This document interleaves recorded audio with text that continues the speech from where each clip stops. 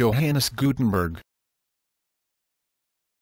Johannes Gensfleisch der Laden zum Gutenberg was a German blacksmith, goldsmith, printer, and publisher who introduced printing to Europe. His invention of mechanical movable type printing started the printing revolution and is widely regarded as the most important event of the modern period. It played a key role in the development of the Renaissance, Reformation, the Age of Enlightenment, and the scientific revolution, and laid the material basis for the modern knowledge-based economy and the spread of learning to the masses.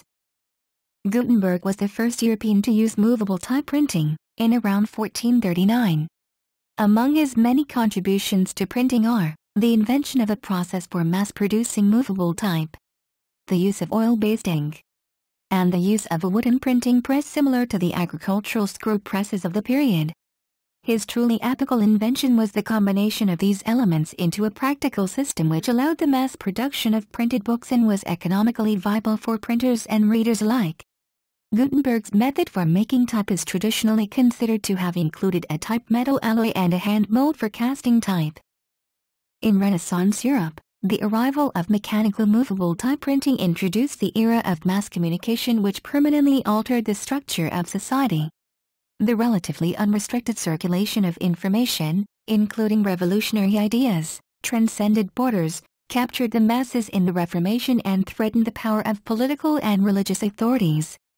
The sharp increase in literacy broke the monopoly of the literate elite on education and learning and bolstered the emerging middle class. Across Europe, the increasing cultural self-awareness of its people led to the rise of proto-nationalism, accelerated by the flowering of the European vernacular languages to the detriment of Latin's status as lingua franca. In the 19th century, the replacement of the hand-operated Gutenberg-style press by steam-powered rotary presses allowed printing on an industrial scale, while Western-style printing was adopted all over the world, becoming practically the sole medium for modern bulk printing. The use of movable type was a marked improvement on the handwritten manuscript, which was the existing method of book production in Europe, and upon woodblock printing, and revolutionized European bookmaking. Gutenberg's printing technology spread rapidly throughout Europe and later the world. His major work, the Gutenberg Bible, also known as the 42-line Bible, has been acclaimed for its high aesthetic and technical quality. Early life. Gutenberg was born in the German city of Mainz, the youngest son of the upper-class merchant Johannes Gensfleisch der Laden, and his second wife, Elswerk, who was the daughter of a shopkeeper. It is assumed that he was baptized in the area close to his birthplace St. Christoph. According to some accounts, Friel was a goldsmith for the bishop at Mainz, but most likely, he was involved in the cloth trade. Gutenberg's year of birth is not precisely known but was most likely around 1398. John Lienhard, technology historian, says most of Gutenberg's early life is a mystery. His father worked with the ecclesiastic mint. Gutenberg grew up knowing the trade of goldsmithing. This is supported by historian Heinrich Wallau, who adds, in the 14th and 15th centuries his claimed a hereditary position as the master of the archiepiscopal mint. In this capacity they doubtless acquired considerable knowledge and technical skill in metalworking.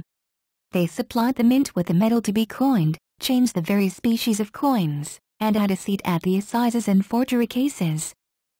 Wallau adds, his surname was derived from the house inhabited by his father and his paternal ancestors zu Laden, zu Gutenberg. The house of Gensfleisch was one of the patrician families of the town, tracing its lineage back to the 13th century. Patricians, aristocrats, in Mainz were often named after houses they owned. Around 1427, the name zu Gutenberg, after the family house in Mainz, is documented to have been used for the first time. In 1411, there was an uprising in Mainz against the patricians, and more than 100 families were forced to leave. As a result, the Gutenbergs are thought to have moved to Eltville am Rhein, Alta Villa, where his mother had an inherited estate. According to historian Heinrich Wallau, all that is known of his youth is that he was not in Mainz in 1430. It is presumed that he migrated for political reasons to Strasbourg, where the family probably had connections. He is assumed to have studied at the University of Erfurt, where there is a record of the enrollment of a student called Johannes the Altavilla in 1418. Altavilla is the Latin form of Eltville am Rhein.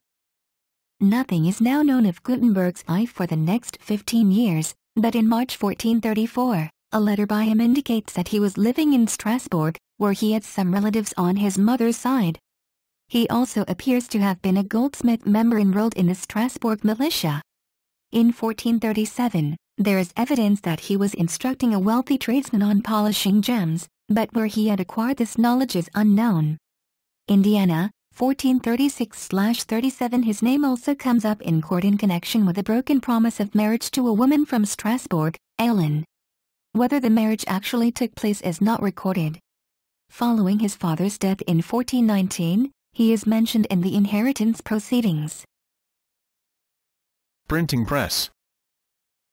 Around 1439, Gutenberg was involved in a financial misadventure making polished metal mirrors, which were believed to capture holy light from religious relics, for sale to pilgrims to Aachen. In 1439 the city was planning to exhibit its collection of relics from Emperor Charlemagne, but the event was delayed by 1 year due to a severe flood and the capital already spent could not be repaid.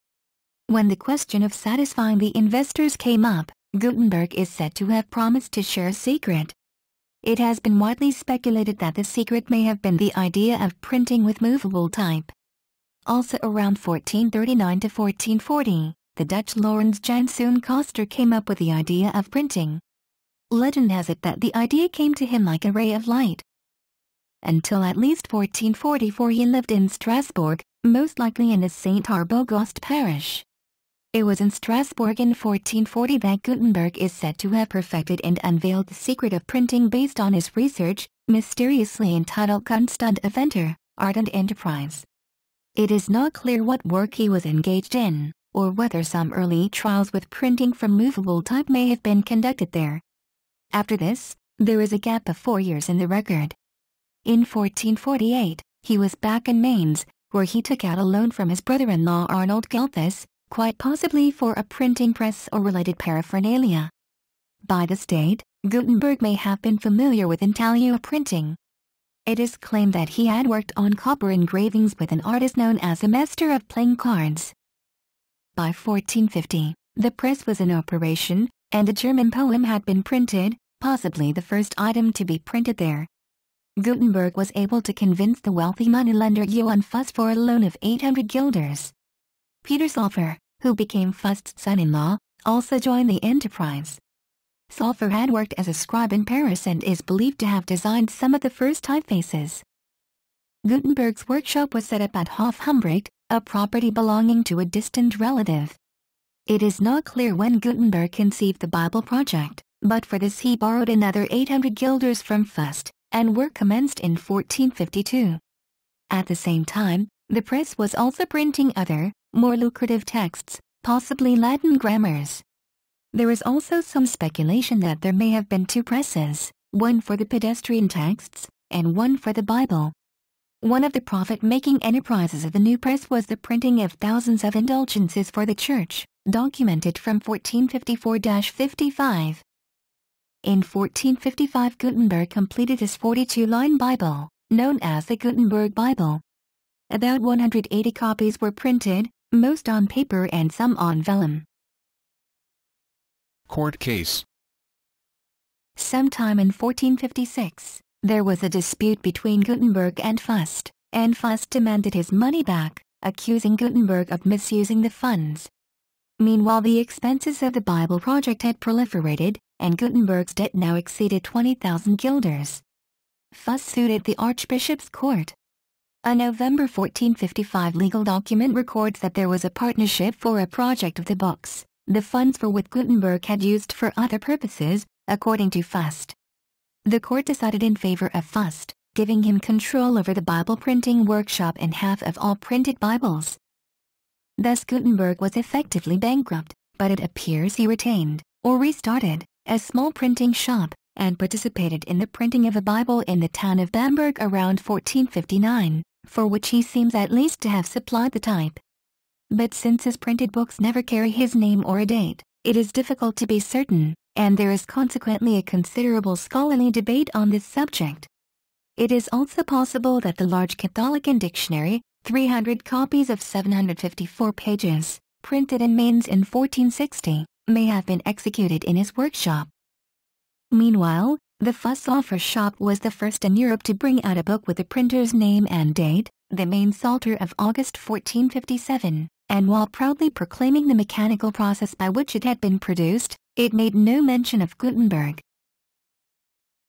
Later life. In 1462, during a conflict between two archbishops, Mainz was sacked by Archbishop Adolf von Nassau, and Gutenberg was exiled. An old man by now, he moved to Eltville where he may have initiated and supervised a new printing press belonging to the brothers Bechtermans. In January 1465, Gutenberg's achievements were recognized and he was given the title Hofmann, Gentleman of the Court, by von Nassau. This honor included a stipend, an annual court outfit, as well as 2,180 liters of grain and 2,000 liters of wine tax-free. It is believed he may have moved back to Mainz around this time, but this is not certain. Gutenberg died in 1468 and was buried in the Franciscan church at Mainz, his contributions largely unknown.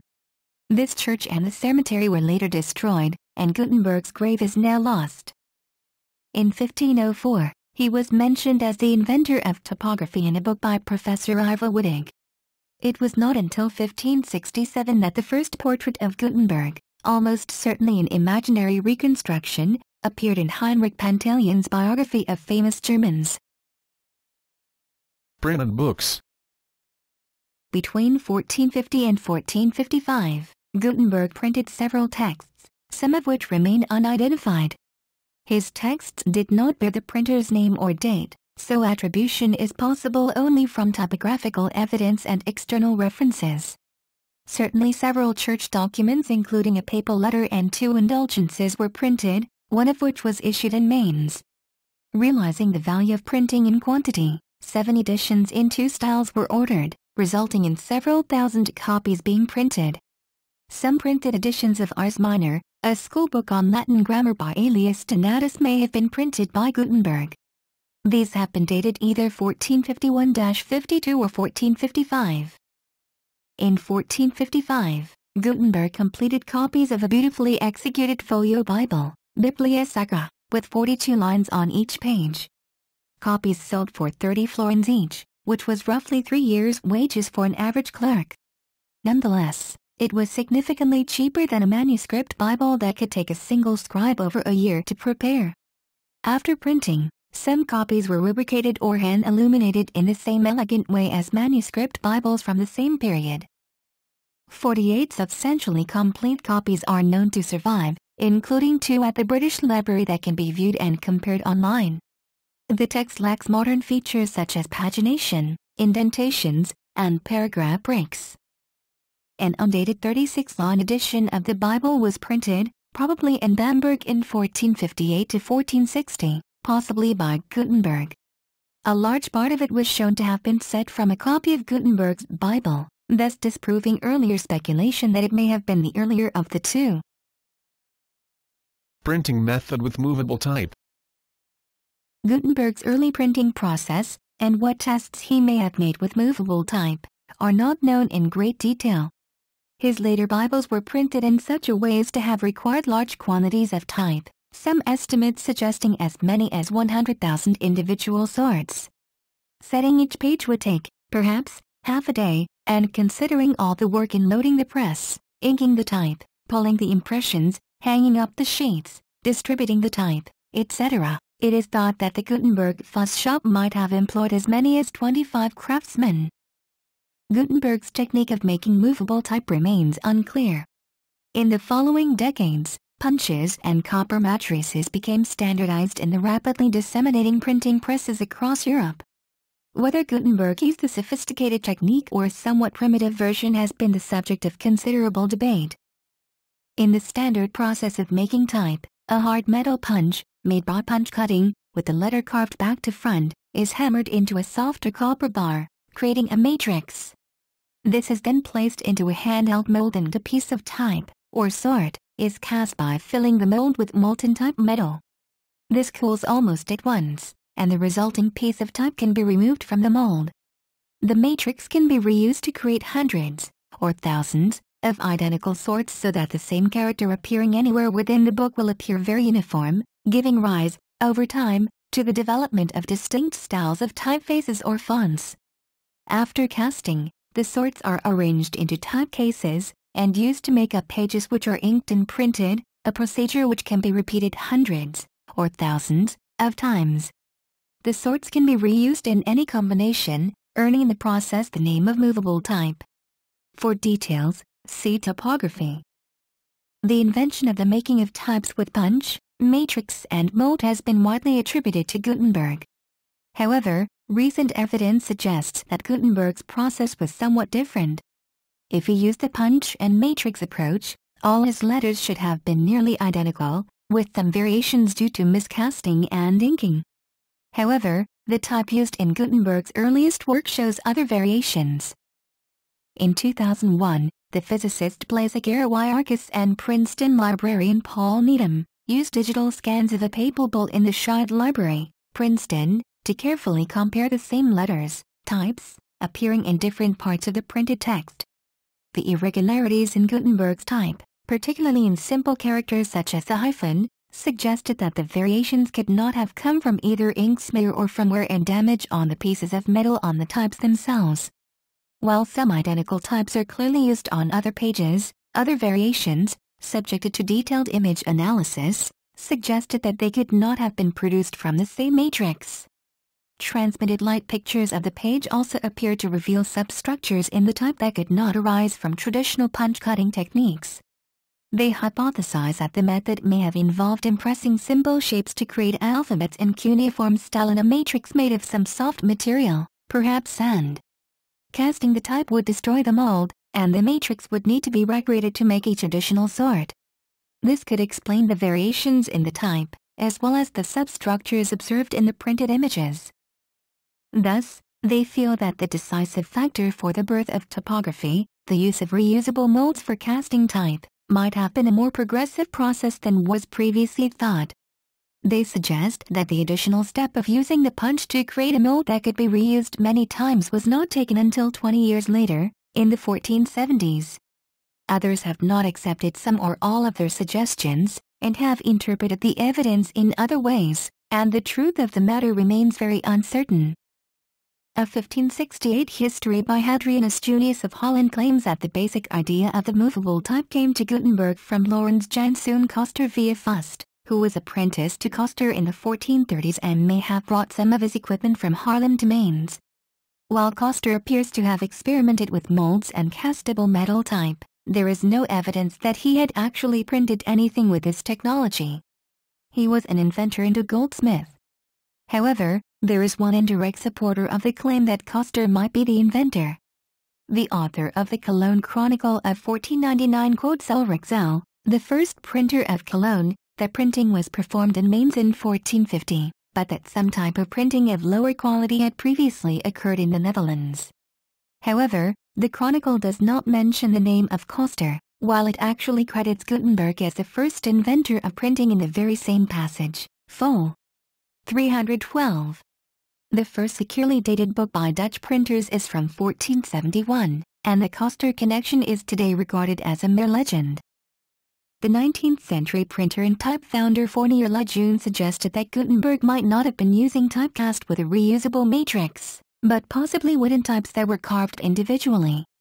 A similar suggestion was made by Nash in 2004. This remains possible, albeit entirely unproven.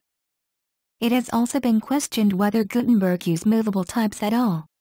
In 2004, Italian professor Bruno Fabiani claimed that examination of the 42-line Bible revealed an overlapping of letters, suggesting that Gutenberg did not in fact use movable type, individual cast characters, but rather used whole plates made from a system somewhat like a modern typewriter, whereby the letters were stamped successively into the plate and then printed.